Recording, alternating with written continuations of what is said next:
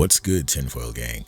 Part 2 of Revelation dropped this week, and we're sticking with the same story threads of the last several episodes. And that's a good thing because it's starting to feel like we're making real progress. In this season's finale, we're going to reach a conclusion regarding Fatima's pregnancy situation, and boy was that a shocker. Jade and Tabitha's thread moves forward with some major revelations regarding the whole Miranda's memory thing in episode 9. Boyd has to make a major decision that he might never recover from. That is, until Sarah makes a crucial decision of her own. All that, and we get a giant clue about what the bottle trees are and how they work. But before we begin, I should remind you that this is a spoiler-rich environment, so be sure that's what you want before continuing this video. Big thanks to the channel patrons, the executive producers of the show, and a warm welcome to LVL and John. Thank you both for deciding to join the Patreon and supporting the channel directly. I truly appreciate it, and I hope you enjoy seeing your name in the closing credits of every video going forward. Alright gang, we've got a lot to cover, so let's get straight to it. It's time to dive. We start off the episode with Boyd and Kenny at the sheriff's office, and they're going over the search party strategy, and we get to see a hand-drawn map of the town. Now, there is a moment where Kenny asks Boyd about Fatima and why she was at the shack, which would have been a tough question for Boyd to answer, given that Kenny is in the dark about what really happened. Fortunately for Boyd, though, the conversation is interrupted by Ellis, and he's a little wigged out by Elgin's sus behavior. And he tells Boyd that he thinks Elgin knows something about Fatima's whereabouts. So Boyd makes the decision to have Kenny and Ellis keep Elgin at the colony house for questioning while he goes off to prepare. Now, speaking of Fatima, she's looking like she's about to give birth at any moment. And it was just the other day that she was barely showing. This thing inside her is growing at a rapid pace. So Fatima's feeling kind of desperate due to the excruciating pain that this not so normal baby is causing her. Things get to the point where Fatima considers cutting the baby out herself with a piece of broken glass. That's when the kimono lady shows up and threatens to take her life if she doesn't go through with this birth. A birth that is apparently about to happen at any moment, as evidenced by her water breaking. Jim and Ethan head back home to find Tabitha and Julie already there. We get Tabitha's take on what happened in the last episode, when she had that strange deja vu-like experience when she hugged Victor in the root cellar. Now, according to her, she felt like Miranda was present and that she was showing Tabitha her memories. But we'll get more clarity on this soon enough. So New Leaf Jim has a scene with Wholesome Jade at the town bar. Jim wants to apologize for talking crazy the last time he was there, but also to ask for help because he's starting to believe that Jade is his best chance at getting answers that might help him and his family. Later in the episode, we come back to Jim. He's convinced Jade to talk to Tabitha so they can compare notes. Now, this conversation was worthwhile. Jade posits that this town, for whatever reason, is able to harbor and possibly harness the psychic or mental energies of the people inside of it. He also says that the Raggedy Ann Cooey kid I'm gonna say it every time. He also says that the Raggedy Ann Cooey kids are trying to help Tabitha see whatever it is that Miranda is trying to tell her. So the scene ends with the suggestion that they head out to Victor's peach truck hideout because that was the last place she saw them. So the aim here is to draw the kids out again. Now, in the next scene, Boyd is tapping Sarah to help him with the Elgin-Fatima situation. He wants Sarah to talk to Elgin because he thinks that Sarah can convince Elgin that the entity he's been talking to isn't really trying to help him. Probably a good first strategy, but Boyd seems to already have plans to take things to the next level should this idea fall flat. Boyd asks Donna to clear everyone out of the colony house for the time being, and that can only mean one thing. Boyd and company corner Elgin at the colony house in the next scene. Despite their efforts at getting Elgin to fess up, he won't budge. Elgin is stubbornly holding on to hope, a characteristic it is usually admirable when it doesn't involve kidnapping. Take note of the fact that he refers to the kimono lady as an angel, ascribing a sort of benevolent characteristic to her. Even Sarah isn't able to get through to him when she shares her story. So Elgin keeps saying that he was told that once the baby is born, they all get to go home. Now, after seeing the entire episode, I think we can surmise that going home might be a euphemism for death in Fromville. At least that's what it means when the monsters say it. So it may be that the kimono lady is really telling Elgin, once the baby is born, you're all gonna die. But Elgin misunderstands the term to mean escape, or maybe escaping and dying are the same thing. Anyway, Elgin has had enough of the talk and he grabs Elgin, but the rest of the party separates them. And this causes a pause in the action while they regroup. Sarah tells them to forget trying to get Elgin to talk, and that's when Boyd decides it's time to get the old bag of tools out. Yikes. While he's getting his bag ready, dead Father Khatri shows up to question the morality of Boyd's choices.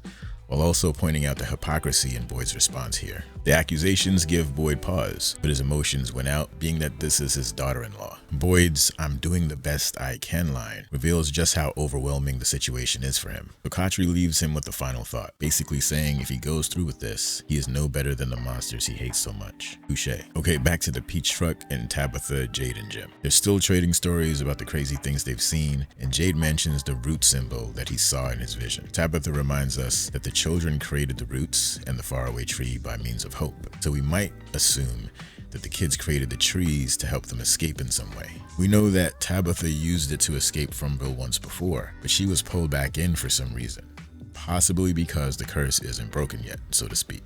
It may be the case that they can't leave until this entire thing is undone.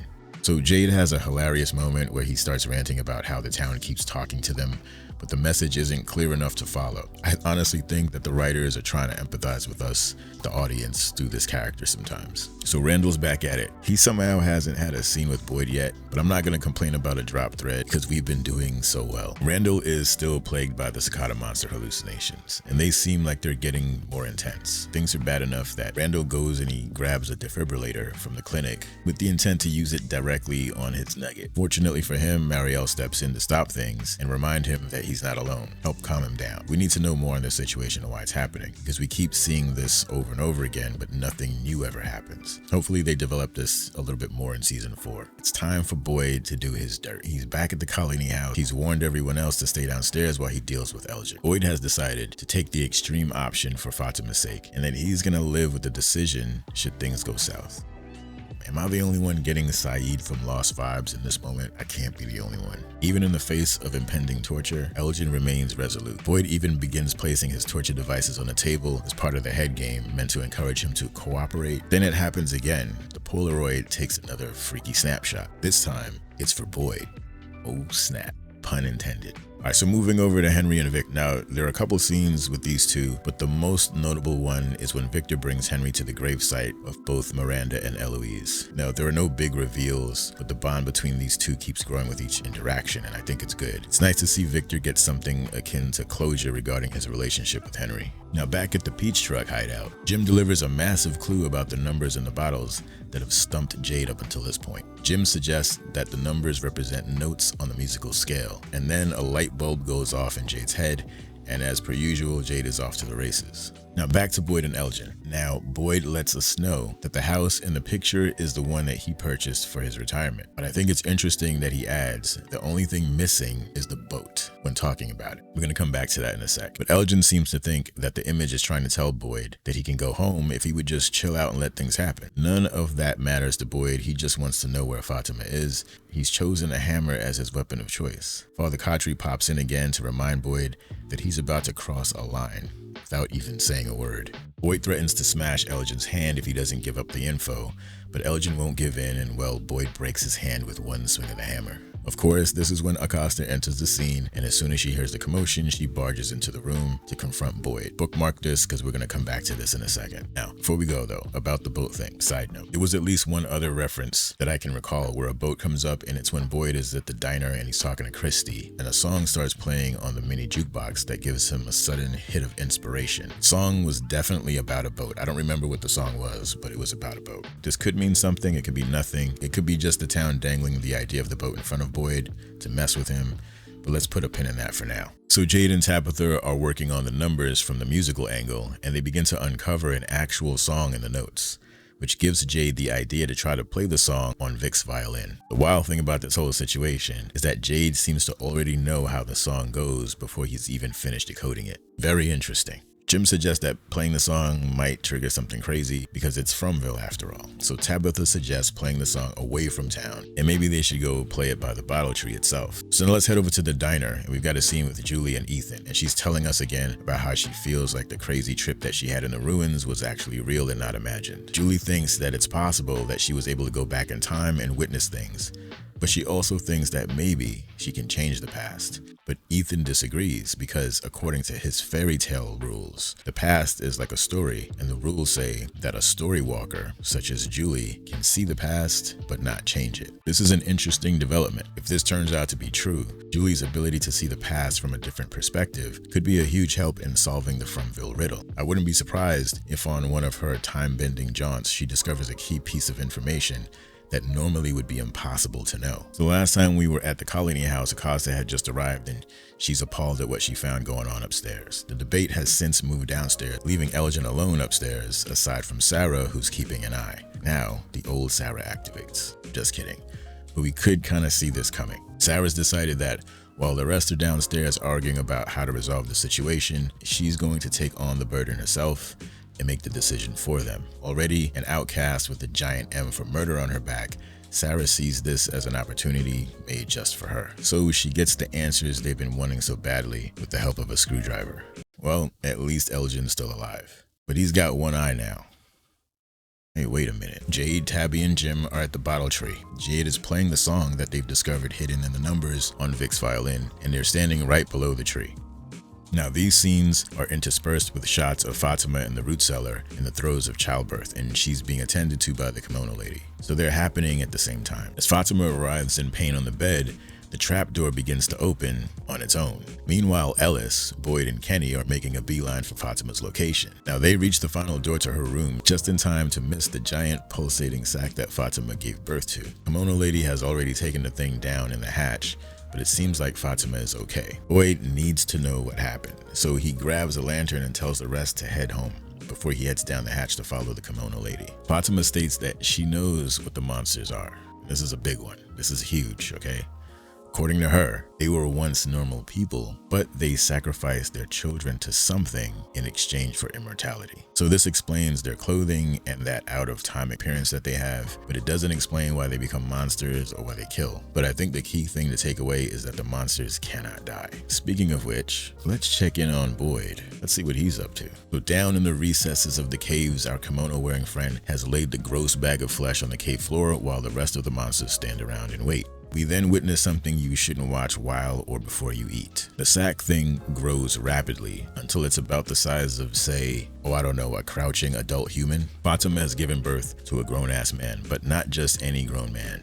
It's Mr. Smiley. Now the other monsters are elated at the return of their buddy. Meanwhile, tucked away in the back, Boyd watches in horror. Mr. Smiley sheds his skin bag and reveals that notorious grin. Now back at the bottle tree, the song seems to draw the raggedy kids out of the tree line, and then one of the children comes forward, gets on her knees, and says those words again, and cooey. This time it hits different. Tabitha and Jade suddenly understand that the word means to remember. That triggers a floodgate of memories for both Jade and Tabitha, and notice that it's only for Jade and Tabitha. So the big reveal here, Tabitha is experiencing Miranda's memories because she is Miranda reincarnated. And this reincarnation thing goes way back.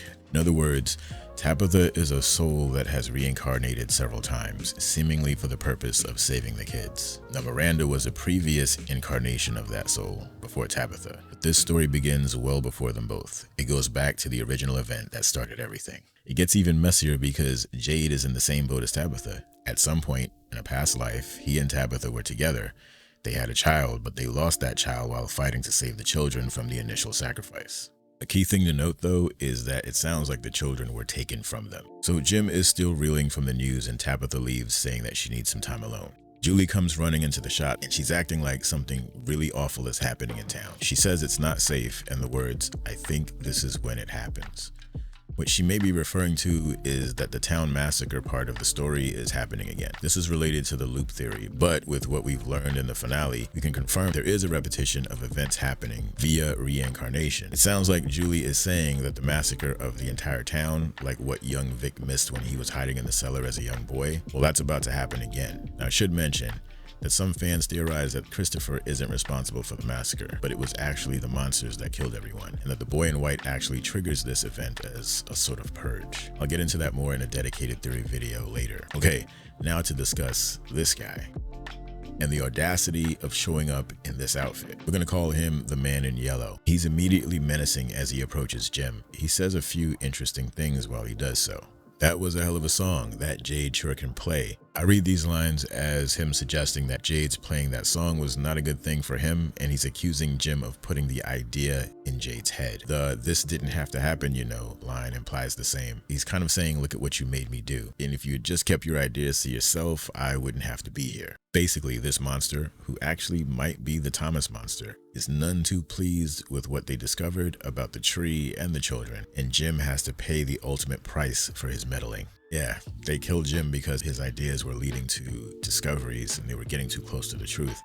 Just when he earned the title New Leaf Jim. I know some of you called this one weeks ago in the comments, saying that Jim was being set up to die by the writers, and I have to agree. Did seem that way, but I didn't want to let go of the hope of the Matthews family making it. Anyway, rest in peace, Jim. This guy in yellow though, he's different. Maybe he's special in some way because Miranda painted images of him specifically, singling him out. This dude showed up in broad daylight to do this, so he's not like the rest of them. Or maybe this is just part of that purge.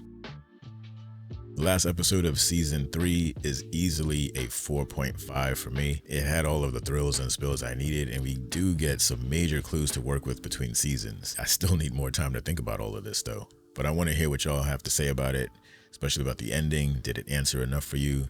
Do you like the direction that they're taking? Any new theories to consider or old ones to resurrect? Let me know in the comments.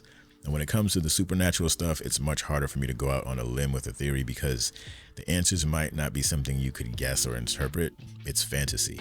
But that said, it's still fun to try to guess where things are going with this show, and I'm glad season 3 turned out well. Looking forward to season 4. Anyway, thanks for riding with me. I hope you enjoyed it. Theory-specific videos will drop in the coming weeks for this show between the silo recaps, so look for those if you're interested. Big up to the patrons and the rest of the tinfoil gang. Be safe out there, tinfoilers. And until next time, off you go.